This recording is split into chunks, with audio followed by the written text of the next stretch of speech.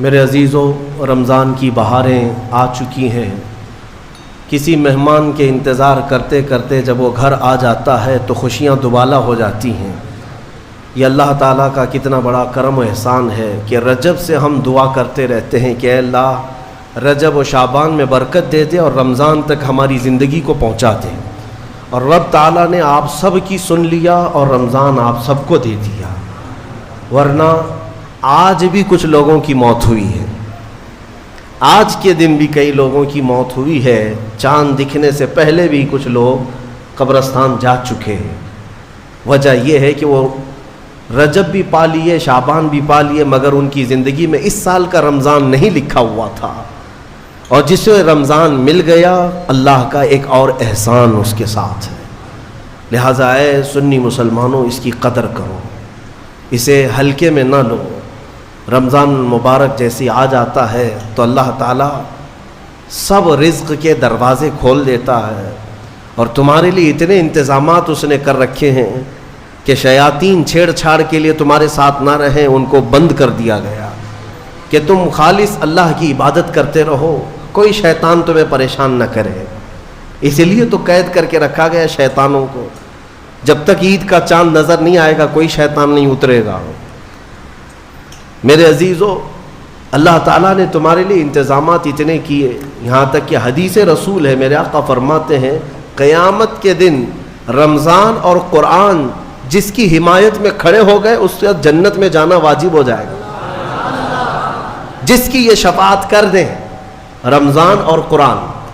اور ساتھ میں میرے آقا صلی اللہ علیہ وسلم نے یہ بھی فرمایا، یاد رکھو رمضان اور قرآن جس کے خلاف کھڑے ہو گئے تو پھر اس کو دوزخ میں جانا واجب ہو جائے گا۔ اللہم اجعل القرآن حجتا لنا لا حجتا علینا، اے اللہ قرآن کو ہمارے لیے سفارشی بنا، مددگار بنا، ہمارے خلاف مقدمہ کرنے والا نہ بنا۔ آج رمضان المبارک کی جو خصوصیات ہے وہ تراویح کی شکل میں ہمیں ملی ہے۔ بہت سارے لوگوں کو ایسا لگتا ہے کہ 20 رکعت ہے، لمبی ہے، کون پڑھے گا، پھر پڑھ لیں گے، پھر دیکھ لیں گے۔ جس کے اندر یہ سستی اور کاہلی آئی، یہ علامت میں بتا رہا ہوں آپ کو، علامت حدیث رسول ہے، نماز صرف منافق پر بھاری ہوتی ہے، مومن پر نہیں۔ مومن ہوگا تو نماز میں لذتیں محسوس کرے گا، منافق ہوگا تو اس کے لیے نماز اور بھاری ہوگی۔ ارے امام صاحب اتنی لمبی قرات کرتے ہیں، کھڑے ہیں تو کھڑے ہو گئے، رکوع میں جا ہی نہیں رہے، یہ کس کو بھاری لگتی ہے؟ جس کے اندر نفاق ہو۔ وَإِنَّهَا لَكَبِيرَةٌ إِلَّا عَلَى الْخَاشِعِينَ، آج ہم نے تلاوت بھی کیا اس آیت کو پہلے پارے میں۔ رب تعالیٰ فرماتا ہے یہ اللہ سے خوف کرنے والوں کے لیے نماز بھاری ہو ہی نہیں سکتی، منافقین کے لیے یہ بھاری ہے۔ قرآن میں ان کی صفت بیان کیا اللہ تعالیٰ نے۔ منافقین جب نماز کے لیے کھڑے بھی ہوتے ہیں، یراؤن الناس، لوگوں کو دکھانے کے لیے کھڑے ہوتے ہیں، اور لوگوں کو دکھانے کے لیے کھڑے ہوتے ہیں، ان کا ایمان نہیں ہوتا کہ اس نماز سے کچھ ملے گا۔ اس لیے اپنی کیٹیگری چیک کرنے کا بھی یہ مہینہ ہے کہ ہم ایمان والوں میں سے ہے کہ منافقین میں سے، کیٹیگری چیک ہو جاتی ہے۔ اس لیے ان کی اس رمضان کی صفوں کو خالی ہرگز ہونے نہ دینا، ورنہ نفاق کا دھبا لگ جائے گا۔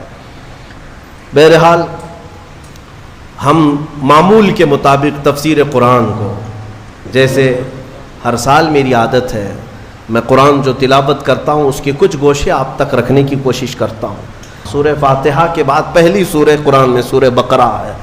سورہ بقرہ سب سے بڑی سورہ ہے قرآن پاک میں، تقریباً 2.5 پارے پر مشتمل ہے، 280 کے قریب آیات ہیں، اور سورہ بقرہ کی بڑی برکتیں بھی ہیں۔ ایک روایت میں ملتا ہے کہ پورے قرآن کا جو کچھ بھی مضمون ہے اللہ نے وہ سب سورہ بقرہ میں بیان کر دیا۔ پورے قرآن میں جو کچھ بھی ہے وہ سورہ بقرہ میں، اور جو سورہ بقرہ میں ہے وہ سورہ فاتحہ میں، پورا سورہ فاتحہ میں ہے۔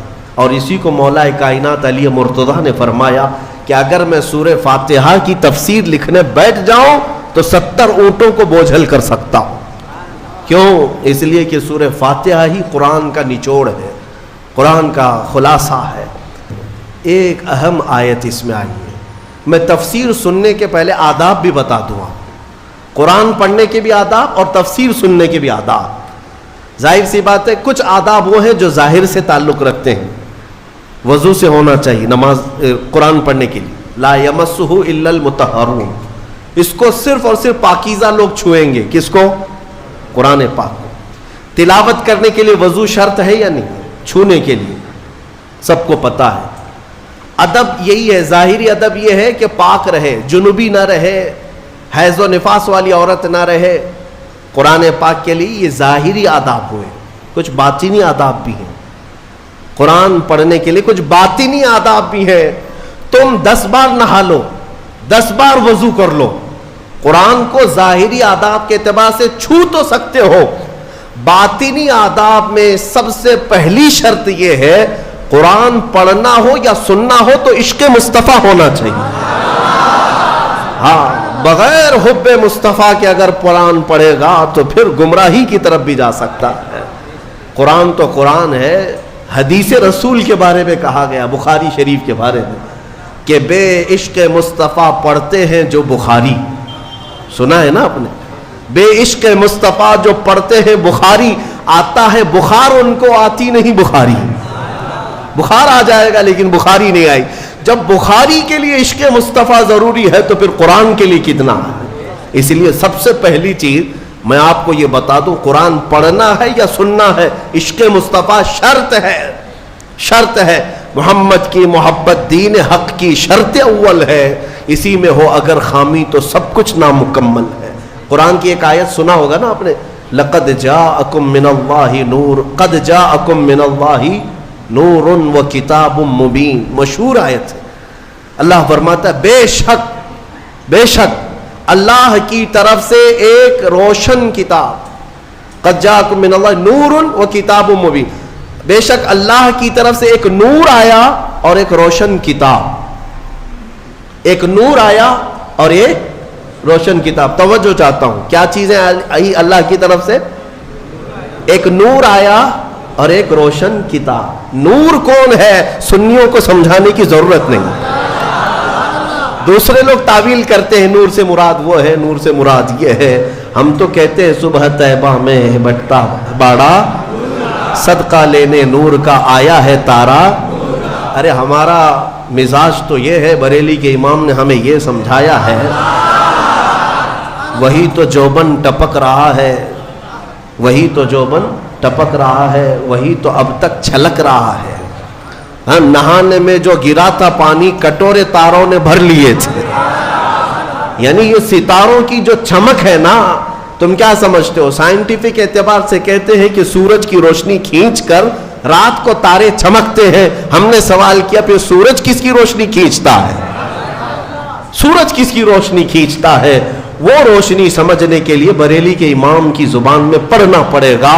سورج ہو کہ چاند ہو, اعلیٰ حضرت فرماتے ہیں کہ اتار کر ان کے رخ کا صدقہ, اتار کر ان کے رخ کا صدقہ, وہ بٹ رہا تھا نور کا باڑا. اچھل اچھل کر جبی, یہ چاند و سورج اچھل اچھل کر جبی کی خیرات مانگتے تھے. معراج کی شب میں چاند سورج اچھل اچھل کر جبی کی خیرات مانگتے تھے کہ اللہ یہ تیرے حبیب کا جو اترن ہے نہانے میں جو گرا ہے اور پیشانی مبارکہ سے جو پانی ٹپکا ہے, چاند کہتا ہے وہ میری جھولی میں دے دیا جائے اور سورج کہتا ہے میری جھولی میں دے دیا جائے. جو بات میں عرض کر رہا ہوں وہ یہ ہے کہ قرآن میں اللہ نے کیا فرمایا, بے شک اللہ کی طرف سے تمہارے پاس کیا آیا, ایک نور آیا اور دوسرے روشن کتاب. جس کو ہم نے آج پڑھا وہ روشن کتاب. تراویح میں جو پڑھا وہ کون سی کتاب ہے؟ روشن کتاب. روشن ہی ہے حقیقت میں, جو پڑھتا ہے وہ بھی روشن ہوتا.